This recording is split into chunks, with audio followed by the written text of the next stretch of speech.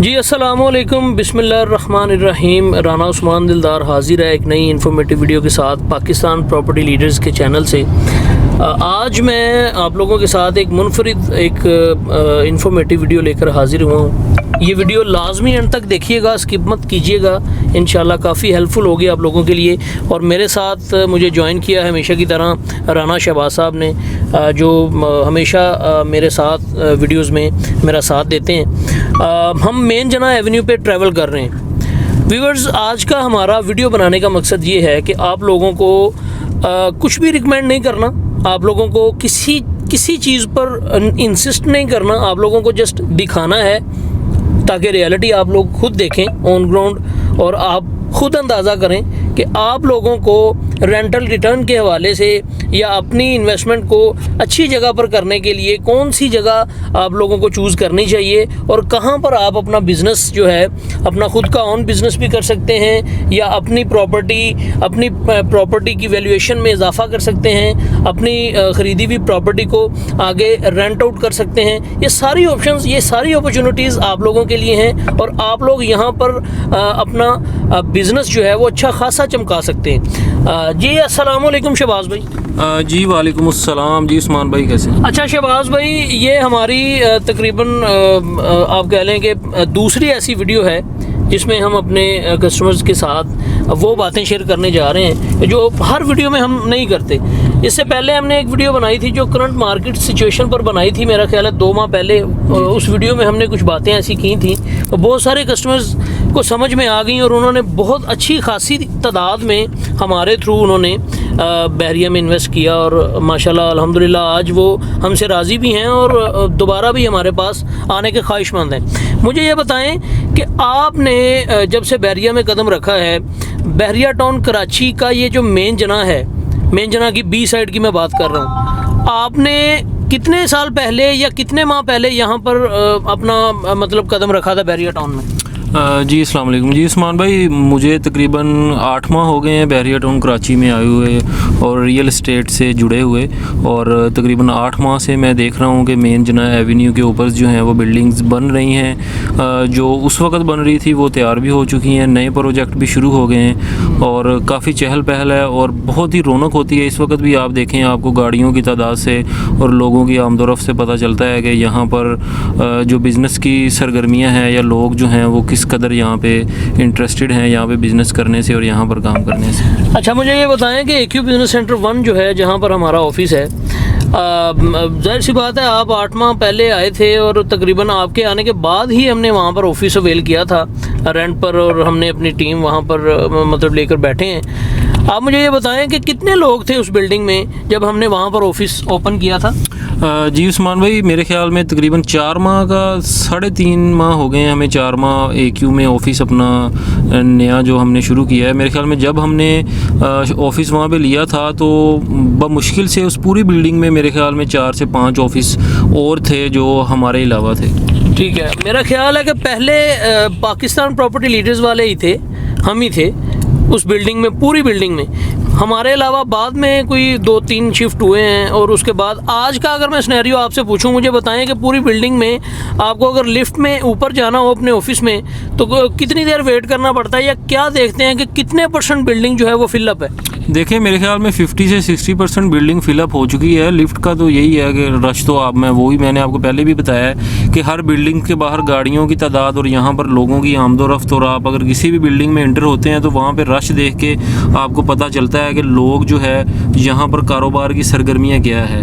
तो यहाँ पर काफ़ी, आपको भी पता है कि काफ़ी रश होता है हर जगह पे, और बिज़नेस का हब है ये मेन जना एवेन्यू, और यहाँ पे जितने भी कमर्शियल प्लाजा हैं या जितने भी कमर्शियल बिल्डिंग्स यहाँ पर बन रही हैं। मुझे ये बताएं कि देखें शहबाज साहब, हमें बहुत सारे हमारे कस्टमर्स जो हैं वो वैल्यूएबल कस्टमर्स जो ओवरसीज़ हैं वो भी देख रहे होंगे, सुन रहे होंगे। यहाँ पर मेन जना की बी साइड पे क्या आप समझते हैं कि यहाँ पर कोई मतलब रियल एस्टेट से हटकर भी काम हो सकता है?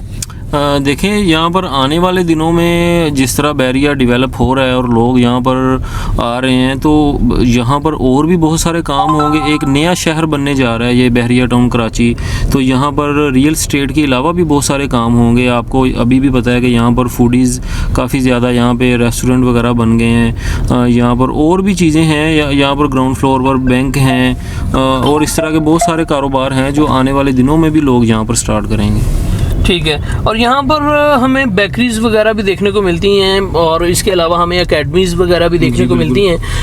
अब कैमरे की आंख से हमारे व्यूवर्स ये रश देख रहे होंगे, गाड़ियों की ये देख रहे होंगे, पार्किंग में बहुत ज़्यादा यहाँ पर मसला जो है वो दरपेश है। इसका आप कोई सॉलिड सॉल्यूशन आपकी नज़र में है? देखें, मेरी नज़र में तो सॉलिड सॉल्यूशन नहीं है, लेकिन बहरिया ने इसका सॉलिड सॉल्यूशन दिया हुआ है। ये जो आप इतना रश और ये पार्किंग का देख रहे हैं निज़ाम, अगर हम ये बी साइड पे बात करते हैं, अभी इन बिल्डिंग्स की बैक साइड पे अगर आप मैप पे भी देखें तो आपको तकरीबन कोई 8 से 10 प्लाट छोड़कर 2 से 3 प्लाट्स पर मुश्तमिल एक रेड कलर की वो नज़र आता है, उसके ऊपर लिखा हुआ है पार्किंग प्लाजा।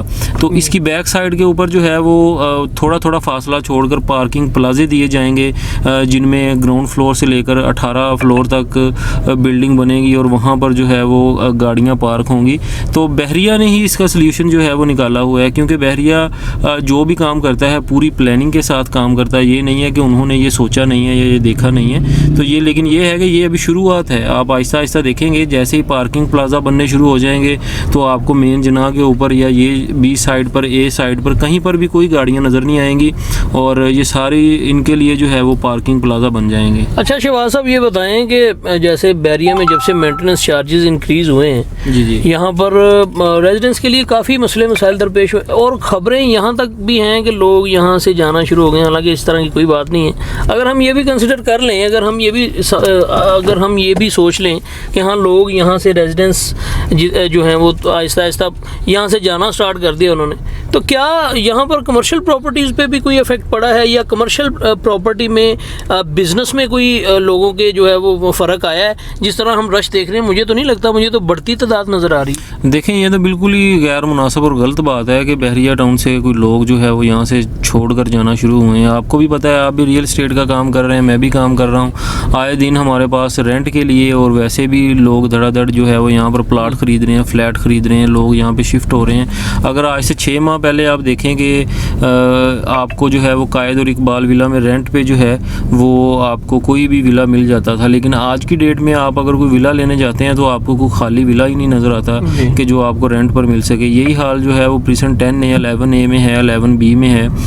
अगर आपको अभी जो रेंट पे आप अगर विला आसानी से मिल सकता है तो आपको अभी 27 में जाना पड़ता है, 31 में जाना पड़ता है, स्पोर्ट सिटी में जाना पड़ता है। अपार्टमेंट भी आप देखें कि कोई भी टावर्स है, बहुत कम अपार्टमेंट आपको मिलते हैं जो खाली हों। तो मेरा नहीं ख्याल कि यहाँ पर कोई भी ऐसी इस किस्म की कोई बात है कि लोग जो है वो यहाँ से छोड़कर जाना शुरू हो गए हैं। तो ये जो मेन जना का जहाँ पर अभी हम ट्रैवल कर रहे हैं, आप यहाँ पर जितने भी प्रोजेक्ट देख रहे हैं, तो यहाँ पर बड़ी अच्छी अपॉर्चुनिटी है बिज़नेस अपना स्टार्ट करने की, अपना शोरूम परचेज़ करने की।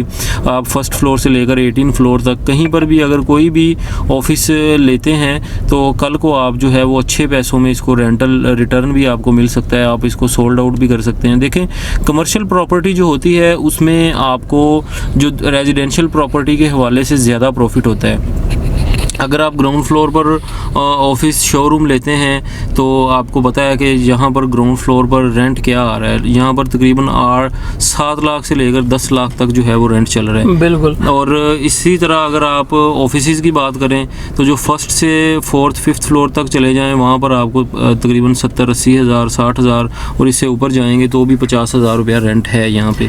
तो मेरा ख्याल में बड़ी अच्छी अपॉर्चुनिटी है। आप यहाँ पर अपना कोई शोरूम अगर ग्राउंड फ्लोर पर बुक करवाना चाहें या लेना चाहें, या इसमें यहाँ पर काफ़ी इस तरह की बिल्डिंग्स भी हैं, जैसे ये हमारे बिल्कुल लेफ़्ट साइड पे अब्दुल समद सेंटर है। यहाँ पर AQ बिज़नेस सेंटर वालों का अपना भी ऑफिस है ग्राउंड पे। यहाँ पर अगर आप ग्राउंड पे कोई शोरूम लेना चाहते हैं या यहाँ पर ऑफिस आप अपना ऊपर कोई रेंट पे आप खुद परचेज़ करना चाहते हैं तो फिर भी बड़ी अच्छी अपॉर्चुनिटी है। बिल्कुल रेडी टू मूव है। आप देख सकते हैं कि शीशे का काम हो गया है और बिल्कुल आखिरी मराहल में ये है और बहुत ही मुनासिब मैं कहता हूँ कि रेट्स में आपको यहाँ पे मिल जाता है। फर्स्ट फ्लोर पे आपको पता है कि तकरीबन 14,000 रुपया पर स्क्वायर फीट यहाँ पे रेट है।